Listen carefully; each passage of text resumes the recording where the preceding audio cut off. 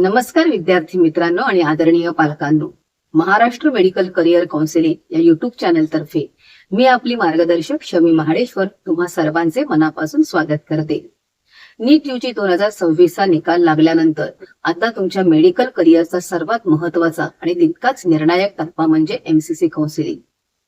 अनेक विद्यार्थी वर्षभर मेहनत घेऊन चांगले गुण मिळवतात, परंतु केवळ काउन्सिलिंगचे बदलणारे नियम, चुकीची चॉईस फिलिंग, कागदपत्रांमधील त्रुटी आणि वेळेत निर्णय न घेतल्यामुळे त्यांना इच्छित महाविद्यालयात प्रवेश मिळत नाही.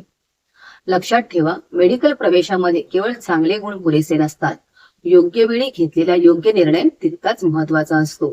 म्हणूनच आजच्या या व्हिडिओमध्ये आपण एमसीसीच्या अधिकृत इन्फॉर्मेशन बुलेटिन 2026 मधील प्रत्येक महत्वाचा बदल अतिशय सोप्या आणि सविस्तर भाषेत समजून घेणार आहोत.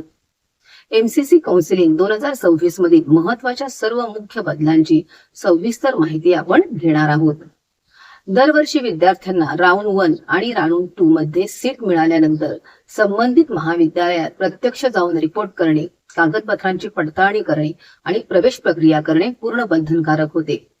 पुढील फेरीत अपग्रेडेशन हवे असेल तरीही महाविद्यालयात जावे लागत असल्याने विद्यार्थ्यांचा वेळ, पैसा आणि प्रवासाचा खर्च मोठ्या प्रमाणात होत होता.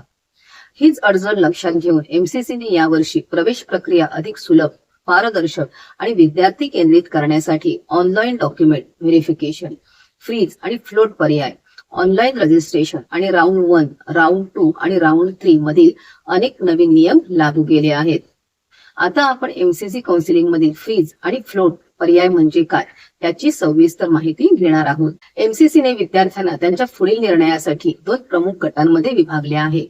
फ्रीज कॅन्डिडेट, ज्या विद्यार्थ्याला मिळालेल्या सीट बद्दल पूर्ण समाधान आहे आणि त्याला पुढील फेरीत कोणतेही अपग्रेडेशन नको आहे.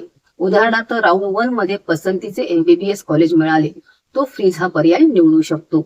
फ्रीज कॅन्डिडेटला संबंधित महाविद्यालयात प्रत्यक्ष उपस्थित राहून मूळ कागदपत्रांची पडताळणी करणे, प्रवेश शुल्क भरणे आणि प्रवेश अंतिम करणे बंधनकारक आहे. फ्लोट कॅन्डिडेट, जर विद्यार्थ्याला मिळालेल्या कॉलेजपेक्षा अधिक चांगले कॉलेज वरच्या पसंती क्रमावर हवे असेल आणि तो पुढील फेरीत अपग्रेडेशन इच्छित असेल तर तो फ्लोट पर्याय निवडू शकतो.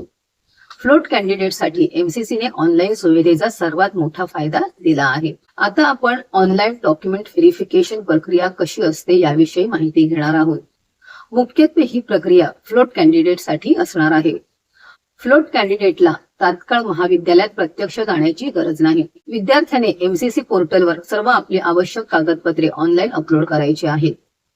संबंधित महाविद्यालयात डॉक्युमेंट व्हेरिफिकेशन कमिटी डीव्हीसी आणि नोडल ऑफिसर ही कागदपत्रे ऑनलाईन तपासणार आहेत. सर्व कागदपत्रे योग्य, स्पष्ट आणि नियमानुसार आढळल्यास विद्यार्थ्याला तात्पुरत्या स्वरूपात प्रोव्हिजनल सीट कन्फर्मेशन दिले जाईल आणि तो पुढील फेरीत अपग्रेडेशनसाठी पात्र राहील. सर्व स्कॅन केलेली कागदपत्रे स्पष्ट, वाचण्यायोग्य आणि अधिकृत असावीत. अस्पष्ट प्रत, अपूर्ण कागदपत्र, चुकीचे प्रमाणपत्र किंवा आरक्षणाच्या दाव्यात तफावत आढळल्यास महाविद्यालयाकडून त्रुटी दुरुस्त करण्याची सूचना दिली जाईल. दिलेल्या निर्धारित कालावधीत त्रुटी दूर न केल्यास किंवा गंभीर तफावत आढळल्यास विद्यार्थ्याची सीट रद्द होऊ शकते. त्यामुळे कोणतेही कागदपत्र अपलोड करण्यापूर्वी 2 ते 3 वेळा तपासून घ्या. आता आपण एमसीसीची काउन्सिलिंग प्रक्रिया, राऊंड वाईज प्रवेश प्रक्रिया कशी असणार आहे याची सविस्तर आणि सखोल माहिती घेणार आहोत. राऊंड 1, पहिली फेरी, रजिस्ट्रेशन आणि फी. एमसीसी पोर्टलवर नोंदणी करून काउन्सिलिंग फी भरा. चॉईस फिलिंग अँड लॉकिंग, पसंतीनुसार महाविद्यालये आणि अभ्यासक्रम निवडून निर्धारित वेळेत चॉईस लॉक करा. सीट अलॉटमेंट, मेरिट, आरक्षण आणि पसंती क्रमानुसार सीट वाटप जाहीर होईल. पुढील पायरी, सीट न मिळाल्यास विद्यार्थी आपोआप पुढील फेरीसाठी पात्र ठरेल. सीट मिळाल्यास फ्रीज म्हणजे प्रत्यक्ष कॉलेजला जाणे किंवा फ्लोट, ऑनलाईन कागदपत्र पडताळणी यापैकी एक पर्याय निवडावा लागेल. राऊंड 2, दुसरी फेरी, नवीन मेरिट आणि चॉईस फिलिंग नुसार सीट वाटप होईल. अधिक चांगले कॉलेज मिळाल्यास जागा अपग्रेड होईल. अपग्रेड न झाल्यास आधीची जागा कायम राहील. या टप्प्यावरही पुढे राऊंड 3 मध्ये अपग्रेडेशन हवे की नाही याचा निर्णय घेण्याची संधी दिली जाईल. राऊंड 3, तिसरी फेरी, अत्यंत महत्वाचा नियम, प्रत्यक्ष रिपोर्टिंग बंधनकारक. राऊंड 3 मध्ये ऑनलाईन जॉईनिंगची सुविधा उपलब्ध नाही. नवीन जागा मिळालेल्या, अपग्रेड झालेल्या किंवा आधीची जागा कायम राहिलेल्या सर्व विद्यार्थ्यांना महाविद्यालयात प्रत्यक्ष उपस्थित राहूनच प्रवेश प्रक्रिया पूर्ण करावी लागेल. सीट सोडण्यावर निर्बंध. राऊंड 3 मध्ये सीट स्वीकारल्यानंतर ती सहज सोडता येत नाही. प्रवेश न घेणाऱ्या विद्यार्थ्यांची सिक्युरिटी डिपॉझिट जप्त केली जाईल आणि त्यांना पुढील प्रवेश प्रक्रियेतून बाहेर काढले जाईल. त्यामुळे राऊंड 3 मध्ये चॉईस फिलिंग करताना फक्त ज्या कॉलेजमध्ये प्रवेश घ्यायची तयारी आहे त्याच कॉलेजेसची निवड करा. आता आपण या काउन्सिलिंग प्रक्रियेतील सर्वात महत्वाच्या अशा सीट रेजिग्नेशन, सीट सरेंडर संदर्भातील सर्व नियमांची माहिती घेणार आहोत. राऊंड 1 आणि राऊंड 2 मध्ये दिलेल्या वेळापत्रकानुसार जागा सोडण्याची, रिझाईन करण्याची संधी दिली जाते. फ्रीज कॅन्डिडेटने महाविद्यालयात प्रत्यक्ष जाऊन राजीनामा सादर करावा लागतो. फ्लोट कॅन्डिडेट एमसीसी पोर्टलवरून ऑनलाईन रेजिग्नेशन सादर करू शकतो. येथे सर्व विद्यार्थ्यांनी नोंद घ्यावी असा महत्वाचा मुद्दा असा आहे की निर्धारित वेळ संपल्यानंतर कोणताही राजीनामा स्वीकारला जात नाही. ऑल इंडिया कोटा आणि स्टेट काउन्सिलिंग मध्ये दोन्ही ठिकाणी सहभागी झालेल्या विद्यार्थ्यांनी पुढील बाबी लक्षात घेणे महत्वाचे आहे. महाराष्ट्रातील विद्यार्थ्यांना AIQ मध्ये जागा मिळाल्यानंतरही महाराष्ट्र राज्याच्या काउन्सिलिंग मध्ये स्टेट कोट्यामध्ये सहभागी होता येते.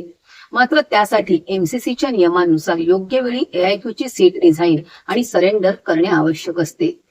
वेळेत योग्य प्रक्रिया पूर्ण न केल्यास राज्यातील प्रवेश प्रक्रियेवर त्याचा विपरीत परिणाम होऊ शकतो. त्यामुळे AIQ आणि स्टेट काउन्सिलिंग या दोन्ही प्रक्रियांच्या वेळापत्रकावर सतत लक्ष ठेवणे गरजेचे आहे. मेडिकल काउन्सिलिंग ही केवळ फॉर्म भरण्याची प्रक्रिया नसून तुमच्या संपूर्ण वैद्यकीय करिअरचा निर्णय घेणारा टप्पा आहे. नियम नीट समजून न घेतल्यास चांगल्या गुणांनंतरही नुकसान होऊ शकते. जर तुम्हाला MBBS, BDS, BAMS, PHMS, BPT, AIQ, deem university, central universities किंवा महाराष्ट्र राज्य काउन्सिलिंगसाठी वैयक्तिक मार्गदर्शन, कॉलेज निवड, अचूक choice filling, document verification, round strategy आणि संपूर्ण प्रवेश प्रक्रियेसाठी अनुभवी तज्ञ मार्गदर्शन हवे असेल तर पेड काउन्सिलिंग असा message Maharashtra medical career counselling Virar Mumbai या अधिकृत व्हॉट्सअप क्रमांक 93 25 26 15 65 वर पाठवा आणि आमच्या पेड काउन्सिलिंग मध्ये सहभागी व्हा.